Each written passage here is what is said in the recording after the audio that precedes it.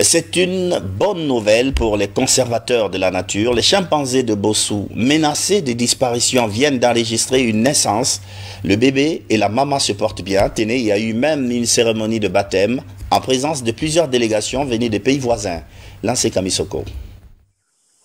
Le sort de leur population préoccupe les défenseurs de la faune et de la flore depuis des années à cause de la menace qui pèse sur leur espèce. Les chimpanzés de Bossou comptent désormais des populations jeunes dans leur rang.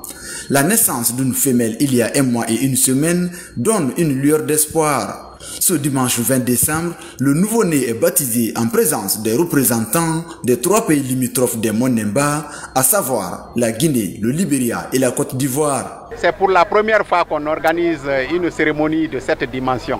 Cette fois-ci, pourquoi? Parce que depuis 8 ans, il n'y a pas eu de naissance. Le dernier né, c'est Fanwa. 8 ans après, voilà, il y a un nouveau-né. À un moment où le groupe est au nombre de 7 individus, parmi lesquels les 3 femelles sont déjà ont atteint l'âge de la soixantaine, qui sont monoposées, qui ne peuvent plus reproduire. Donc dans le groupe, il y a une seule femelle qui est en âge de reproduction. Donc lorsque cet enfant-là est né, ça nous a donné l'espoir que le groupe ne va pas s'éteindre, mais qu'il va pouvoir subsister dans le temps. Désormais, au nombre de 8, la protection de ces primates est devenue un engagement commun des éco-gardes des pays jouissant de cette diversité faunique. Je suis venu pour être avec nos collègues guinéens qui nous ont invités.